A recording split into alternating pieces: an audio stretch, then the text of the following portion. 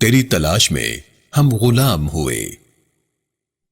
پیر 21 رمضان سن 40 عام الفیل یکم نبوی سے شروع ہونے والا سفر جاری ہے۔ پچھلے 13 سال میں سے پہلے 3 سال خاموش تبلیغ میں گزرے۔ پہلے 5 سالوں میں 40 لوگ رسول اللہ صلی اللہ علیہ وآلہ وسلم پر ایمان لائے۔ ان 13 سالوں میں قریش نے رسول اللہ اور ان پر ایمان لانے والوں پر زندگی تنگ کیے رکھی۔ قریش نے مکہ اور بیت اللہ کی روایات کا بھی خیال نہ رکھا۔ رسول اللہ کے عزم اور ایمان لانے والوں کی جان نثاری نے اس تمام عرصے کو گزارنے میں مدد دی۔ انہی سالوں میں مسلمانوں کو 3 مرتبہ ہجرت کرنا پڑی۔ اللہ کے حکم پر رسول اللہ صلی اللہ علیہ وآلہ وسلم مکہ چھوڑ کر یثرب جاتے ہوئے قباء میں موجود ہیں۔ یہاں مختلف لوگ آپ سے ملنے آ رہے ہیں۔ ہر دور میں ایسے انسان موجود رہے جو حق اور سچے دین کی تلاش میں تھے۔ ایسے لوگوں نے اس کوشش میں بہت قربانیاں دی۔ ان میں سے کچھ اپنی منزل بھی نہ پا سکے اور کہیں راستے ہی میں زندگی کی بازی ہار گئے۔ ایسے بھی تھے جنہوں نے مصیبتیں برداشت کی لیکن کامیاب رہے۔ ایسا ہی ایک انسان سن 568 عیسوی میں فارس یعنی ایران کے شہر قازروان میں پیدا ہوا۔ قازروان صوبہ اصفہان میں واقع ہے۔ اصفہان وسطی ایران کا حصہ ہے۔ روزبے ایک زرتشت یعنی آنکھ کی عبادت کرنے والے گھرانے میں پیدا ہوا۔ کچھ تاریخ دانوں کے خیال میں زرتشت اور کورش کبیر کا زمانہ ایک ہی ہے۔ زرتشت دین کے بانی کا نام زرتشت ہے۔ زرتشت کا تعلق موجودہ ملک آذربائیجان سے ہے۔ خیال کیا جاتا ہے کہ زرتشت اللہ کے نبی تھے۔ اس دین کا مرکز ایران ہے۔ یہ دین اللہ کے نبی عیسیٰ علیہ السلام کے دنیا میں آنے سے تقریباً 600 سال پرانا ہے۔ اس دین میں سب سے بڑی طاقت یعنی خدا کا نام اہور مزدہ ہے۔ آگ کو سب سے بڑی طاقت سمجھا جاتا ہے اور اس کی عبادت کی جاتی ہے۔ اس دین میں شیطان کا تصور بھی پایا جاتا ہے۔ ان کے عقیدے کے مطابق شیطان اور خدا کا آپس میں مقابلہ ہے۔ نیکی اور برائی کا وجود، قیامت، مرنے کے بعد اپنے اعمال کی سزا اور جزا اس دین میں پائی جاتی ہیں۔ اس دین میں بھی نماز جیسی عبادت موجود ہے جو دن اور رات کے مختلف حصوں میں ادا کی جاتی ہے۔ ان کی عبادت گاہ کو آتش کدہ کہا جاتا ہے۔ ان کی عبادت گاہ کو در مہر بھی کہا جاتا ہے۔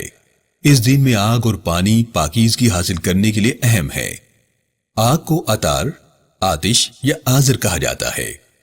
اس مقدس آگ کو خدا کی جسمانی صورت اور موجودگی سمجھا جاتا ہے۔ خدا کی رضا اور طاقت کو یزاتا کہا جاتا ہے۔ آگ سے پاکیزگی حاصل کرنے کا عمل سال میں 1128 مرتبہ کیا جاتا ہے، یعنی ایک دن میں 3 بار۔ اس دن کی مقدس کتاب کا نام گاتھا ہے، جس کے بارے میں کہا جاتا ہے کہ یہ کتاب زرتشت نے تحریر کی۔ شاید یہ بھی الہامی کتاب ہی ہو۔ اس وقت دنیا میں 167 یعنی 167 آتش کدے موجود ہیں۔ ان میں سے 45 ممبئی بھارت میں، 105 بھارت کے دوسرے شہروں اور باقی 17 دنیا کے مختلف ملکوں میں پائے جاتے ہیں۔ ایران میں اس وقت صرف ایک بڑا آتش کدہ موجود ہے۔ اسلام سے پہلے ایران میں اسی دین کو مانا جاتا تھا۔ ایران سے شروع ہونے والے اس دین کے ماننے والے سب سے زیادہ اب بھارت میں پائے جاتے ہیں۔ اس وقت دنیا میں پارسی دین کو ماننے والے 2 بڑے گروہ پائے جاتے ہیں۔ یہ ایرانی اور ہندوستانی پارسی ہیں۔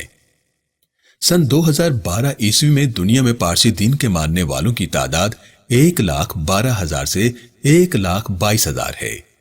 اس میں سے 21,000 ایران میں رہنے والے پارسی ہیں۔ روزبے کے زمانے میں لڑکیوں کو گھر سے باہر جانے کی اجازت نہیں تھی۔ روزبے کے والد اسے اتنا پیار کرتے کہ اسے لڑکیوں کی طرح گھر سے باہر نہیں جانے دیتے تھے۔ ان کے علاقے میں سب سے بڑا گھر روزبے کے والد کا تھا۔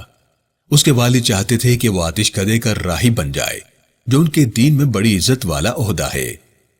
زرتشت دین کا عالم بننے کے لیے روزبے 16 سال تک دینی تعلیم حاصل کرتا رہا۔ اس عرصے میں روزبے کو اپنے دین پر عبور حاصل ہو چکا تھا۔ روزبے کے والد اپنے علاقے کے سرداروں میں سے ایک تھے۔ اس کے والد کا پیشہ کھیتی باڑی تھا۔ روزبے کے والد کی بہت بڑی جاگیر تھی جس کی دیکھ بھال وہ خود کیا کرتے تھے۔ ایک دن وہ کسی عمارت کی تعمیر میں مصروف تھے۔ انہوں نے روزبے سے کہا، بیٹا آج میں نہیں جا سکوں گا، اس لیے تم جاگیر پر جاؤ اور ضروری کام نمٹاؤ، زیادہ دیر نہ کرنا، مجھے تمہاری فکر رہے گی، تم مجھے ہر چیز سے زیادہ عزیز ہو۔ جاگیر پر جاتے ہوئے روزبے کی ملاقات نستوری مسیحیوں سے ہو گئی۔ روزبے جاگیر پر جانے کے بجائے پادریوں کے ساتھ گرجا گھر کے اندر چلا گیا۔ مسیحیوں کو عبادت کرتے دیکھا تو اسے بہت اچھا لگا۔ روزبے نے پادری سے پوچھا، آپ کے دین کا مرکز کہاں ہے؟ پادری نے کہا، ملک شام میں۔ روزبے کو آگ پرستی کے بجائے مسیحی دین سچا لگا اور اس کی توجہ مسیحیت کی طرف ہوئی۔ اس نے مسیحیت کی تعلیم کو اپنے دین کی روشنی میں دیکھا تو مسیحیت نے اس کے دل میں جگہ بنا لی۔ روزبے مسیحیوں کی عبادت میں اتنا مگن رہا کہ اسے احساس نہیں ہوا اور شام ہو گئی۔ روزبے واپس گھر پہنچا تو اپنے والد کو پریشان دیکھا۔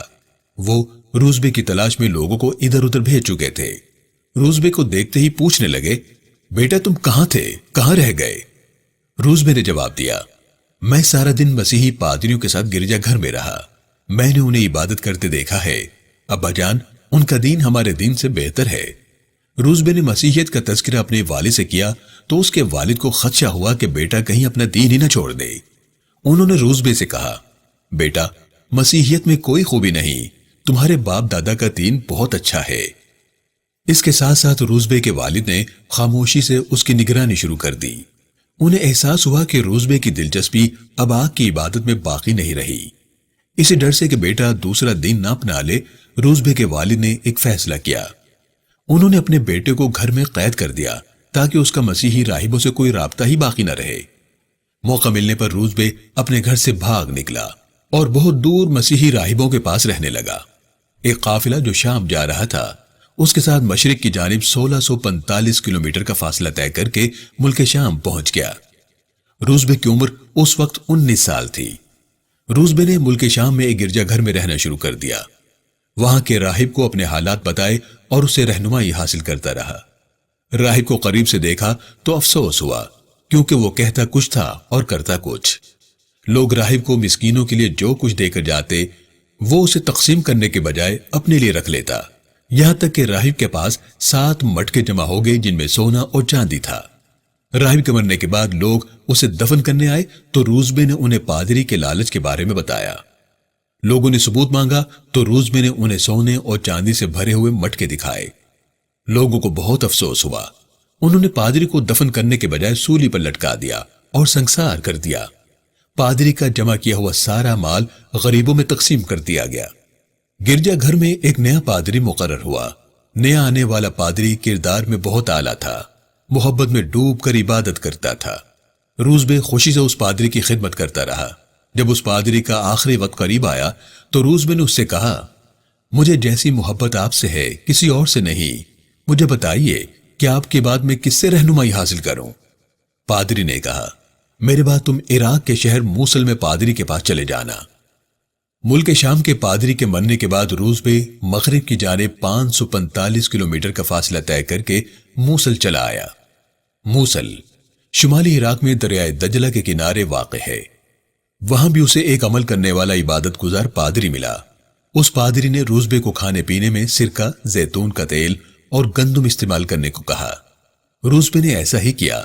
اس پادری نے روزبے کو نیک عمل کرنے کا بھی بتایا۔ روزبے موصل میں رہتے ہوئے ایک لمبا عرصہ اس پادری کی خدمت کرتا رہا۔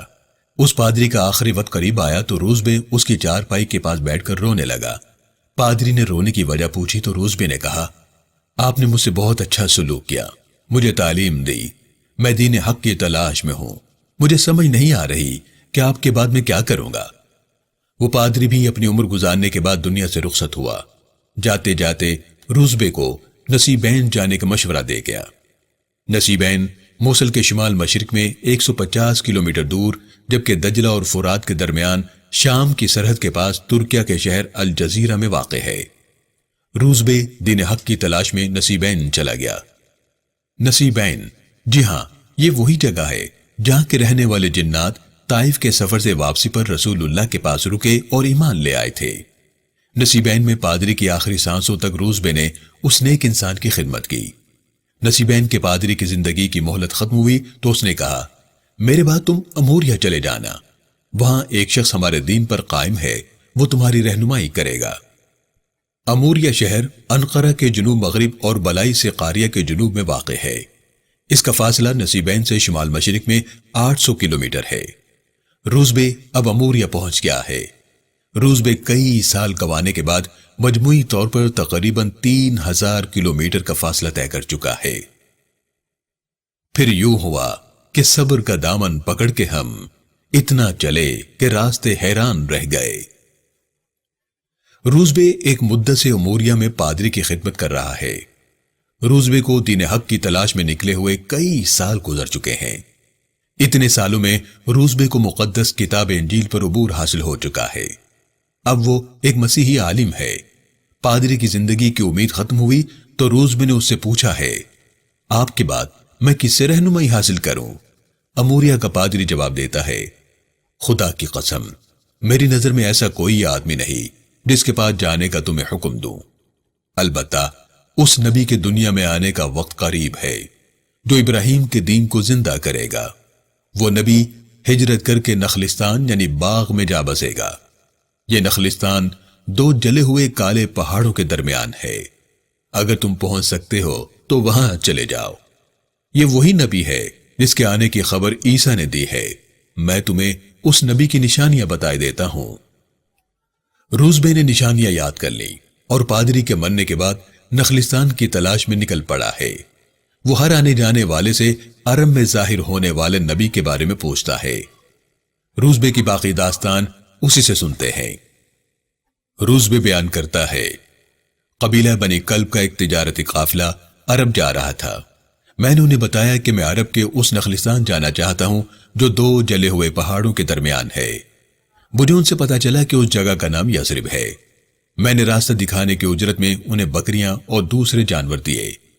بنی کلب کے قافلے نے یہ مزدوری قبول کرتے ہوئے مجھے اپنے ساتھ لے لیا۔ میں بہت خوش تھا کہ سال ہر سال سے جس دین اور حق کی تلاش میں ہوں اب وہ بالکل قریب ہے۔